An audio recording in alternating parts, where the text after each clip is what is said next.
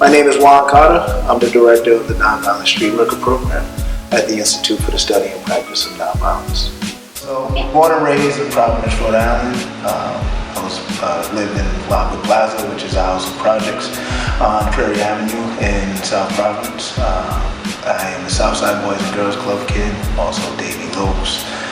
Just growing up in the community and seeing all the violence and having young men that I've known and coached that have played for me that were part of some of the violence in Providence is kind of what got me into working in the community and wanting to give back to the community. So I've been with the organization, the Institute for the Study and Practice of Nonviolence, now 7 years.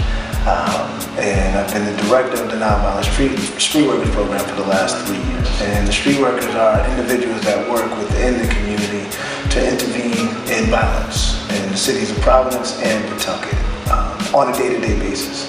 Well, street workers are on call 24/7 to respond to any incidents of violence. Our first goal is to keep you alive. Second goal is to keep you from killing somebody, right? So I explain it to funders, right? I explain it to politicians. It's as simple as this, right? The individuals that we work with can either die today or go to jail today. Simple as that. My name is Ricardo Roscoe. I'm from the south side of Providence. I grew up in Lockwood all my life. I started at ISPN probably a few weeks ago. As of today, I see that he really cares about his community and he really has faith in changing. It's not even that, it's influence is what we're missing here. And that was the most powerful and most important thing that I got out of it. We're missing that influence. I think one of the most amazing things about Juan, in nonviolence, we have this thing called levels of violence. It's normal, it's regular, emotional, and physical, right? These are the types of levels of violence that people have within themselves. They can be normal conversation, normal attitude, and then people can get emotional and, operate from that space, and then there comes a physical spot. The one thing I admire about him is that Juan seems to always be in the normal. No matter how hectic things are going, no matter how much violence is happening around, no matter all the stuff that's dumped on his plate that he has to deal with, he remains normal. It's almost kind of scary that, listen, there's a lot of stuff going on, and how do you remain in that normal, how you keep that normal attitude and stay focused. You don't get too high, you don't get too low, you're not losing control. So to me, in doing this work, to have that attitude and to be able to remain in that space is it's quite amazing, because of a lot of stuff that we deal with in trying to prevent violence.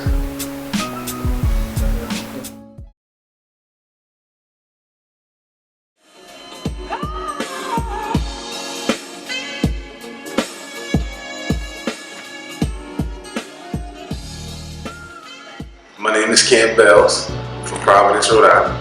I'm an artist, musician, producer, however you want to call it, and some would view me as a leader in my community. I spend my time spreading positive energy through music, through sports, through different avenues. Me as an artist and me as a leader, I feel like it's my responsibility to not only speak on the issues in the music, but also use my music as a way to direct the consciousness of people to other leaders in the community. And that's where you bring in people from the Institute of Nonviolence, the ISPN. You have people like Kobe Dennis and different people within the community that are leaders among the youth. So I feel like that is my responsibility, to speak on those truths and also shed light on the people that wake up every day and spread those truths, because my job is to wake up and create art that will influence people, impact people, make them feel something. I hope to see a continuing progression in just people coming together and really understanding that we are just one people. It is not black people, it's not white people, it's not gay people and straight people. It's all one people. And everyone has their differences, everyone has good things about them, everyone has bad things about them. We were all born with flaws. So I feel like just having that humanity and humbleness to appreciate everyone around you, everyone in everyone's community, respecting someone's perspective because that's based on their life experiences. That is not based on what your truth is. It's based on what their truth is. So what we can do is continue to spread that information. And as long as we spread that information, I'm sure we will be in a progressive state as a community, as a society, and just as a people. So in 2014, I released an album called Providence, City of Lost Dreams, Providence Cold. And the ideology behind it was to shed light on the mindset of the youth in Providence specifically, but in urban Americas all around, the country, and how people don't believe that they can do something. And it's like, how can you be successful if you have already lost your dream before you even got to that point of knowing if you can make it or not? And just growing up, I saw a lot of talented basketball players, a lot of smart individuals that they got to a point, whether that be 15, 16, and they're giving up on life. Well, that doesn't make any sense. That the decision to become a professional does not come until your early 20s. You should be with your head down, working your ass off until you get to that point. So for me to see that mindset in the youth, I wanted to create something that would open up the dialogue and also shed light on the positive leaders that they can go and speak to. So for some of the people that I put in the short film was Juan Buck Corey from the Nonviolence Institute. He's one of the most impactful people in our community. He speaks up on social media.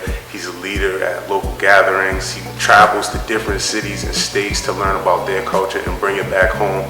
So that's one of the most important leaders that I see of the generation. I'm Matt Chiron, and I'm from Warwick, Rhode Island.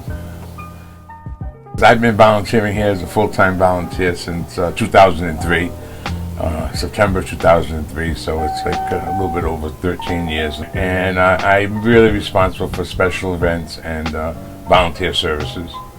And this is my busy season now with Thanksgiving, Christmas. We'll do a water fire, we'll have the Christmas store, we give out food, and we're having a festival this Saturday for Thanksgiving. It'll be music and games and fun and face painting, and so everyone will have a pretty face that day. I got involved here because I just wanted to give something back. I'm a Christian, obviously, and I just always had a desire to volunteer here, and they never would answer me.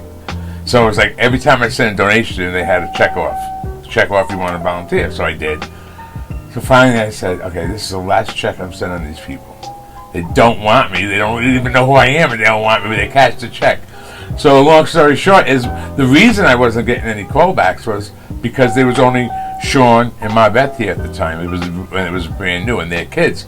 So if you were lucky, they picked out a couple of names and called you. Other than that, they didn't have time to answer all those, and I can appreciate that now. So I got an invitation to the banquet in the mail, and also they were looking for a volunteer coordinator for the banquet. So I said, this is their last chance. So I called, I sent in, yes, I want to do it, blah, blah, blah. And I got called. Finally, they had someone, this lady, Daryl, was here. So, and then that began my journey here. Okay, my name's Sean Carew. I'm the Executive Director of the Providence Rescue Mission, and my family and I live in West Warwick, Rhode Island. We started the mission in 1999. The mission didn't exist. We came up from upstate New York. It was our third rescue mission, and my wife was pregnant at the time. We left our home, our family, our church. We actually didn't have a place to live when we moved here. We moved into a youth cabin of a church and believed that God would provide a way to start the rescue mission, which He did. So we opened our doors in September of 1999, and we've been continuously feeding, caring for, and encouraging the poor and the homeless of our community nonstop since then. Matt's been with me for years. Matt is a volunteer, but he's a very, very close friend. It's somebody that's near and dear to my heart. Matt has been selfless over the years in helping achieve that idea of rescue, recover, restore. Matt spends hours with us just to help us make events like today happen. He's a great guy, love him to death, a close personal friend. He's one of the people at the very beginning that has helped make the mission become what it's come today. God's used Matt in a mighty, mighty way here at the Providence Rescue Mission.